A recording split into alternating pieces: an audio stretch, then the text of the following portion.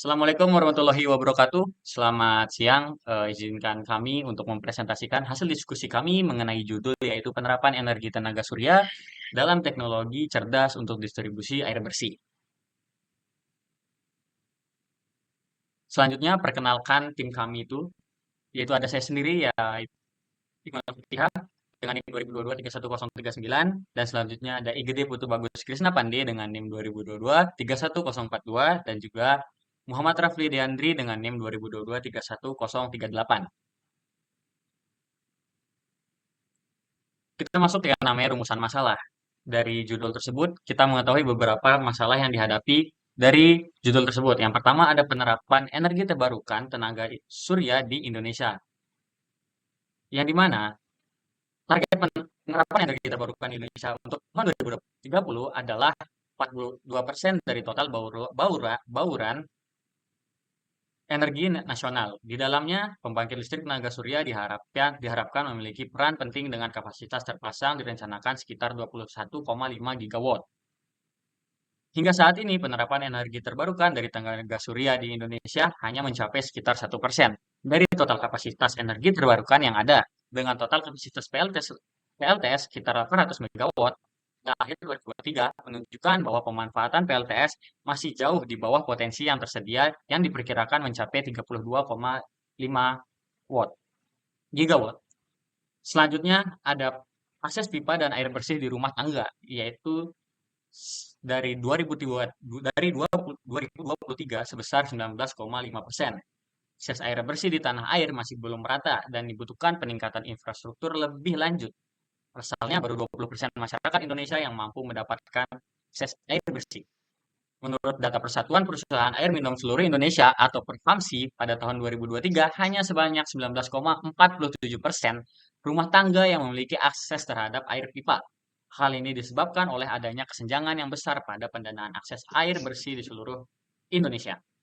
Lalu, target distribusi air bersih dan penerapan energi terbarukan, yang dimana Menteri Pekerjaan Umum dan Perumahan Rakyat (PUPR) yaitu Bapak Basuki Hadi Muljono mengatakan upaya Indonesia untuk menyediakan akses air minum dan sanitasi layak bagi seluruh masyarakat menghadapi berbagai tantangan besar, mulai dari urbanisasi, perubahan iklim, kelangkaan air pada waktu dan wilayah tertentu, keterbatasan fisikal daerah, hingga pandemi COVID-19 yang telah berlangsung lebih dari 3 tahun.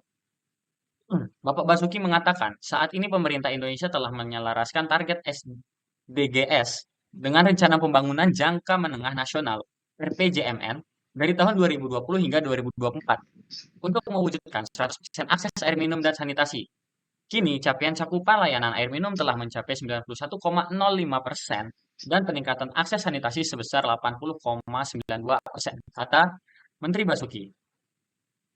Semua PLTU tahap pertama subkritikal akan mengalami pensiun dini di tahun 2031 dan sudah adanya interkoneksi antar pulau mulai COD di tahun 2035 dengan konsumsi listrik sebesar 2085 kWh dan bauran EBT mencapai 57% dengan didominasi PLTS, hidro, dan panas bumi. Untuk target dari penerapan energi terbarukan PLTS itu sendiri di tahun 2030. Sumber-sumber ini telah dicari dari berbagai sumber dan melalui berbagai jurnal yang telah dibaca. Next.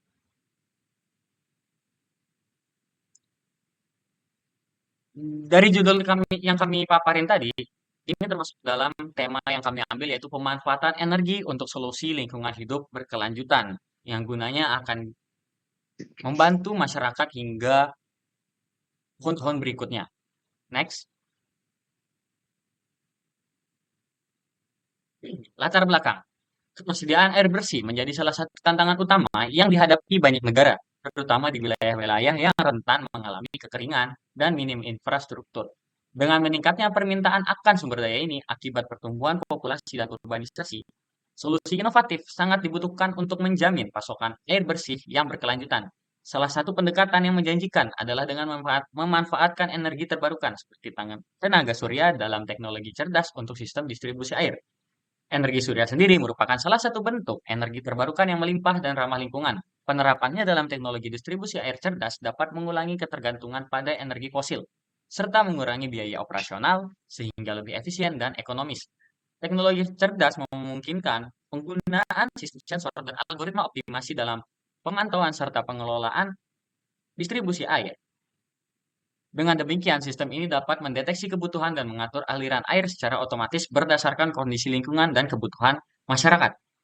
Penerapan tenaga surya dalam teknologi distribusi air bersih cerdas ini tidak hanya berkontribusi dalam penyediaan air bersih yang lebih efisien, tetapi juga mendukung upaya pelestarian lingkungan.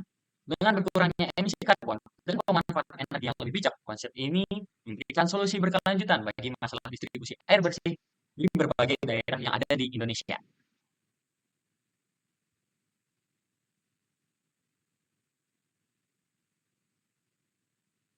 Nah, lanjut deskripsi inovasi.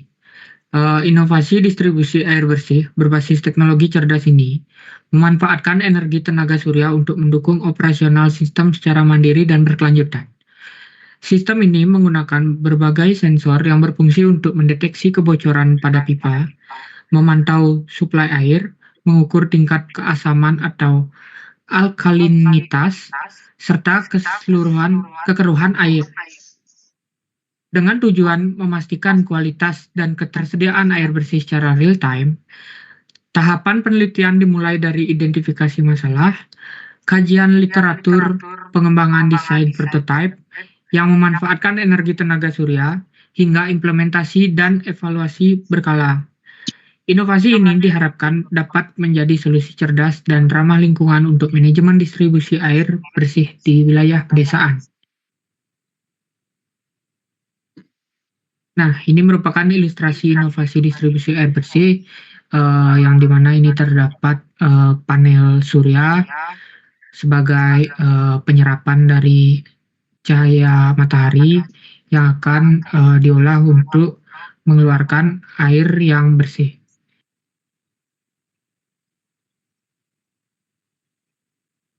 Terus selanjutnya itu cara kerjanya.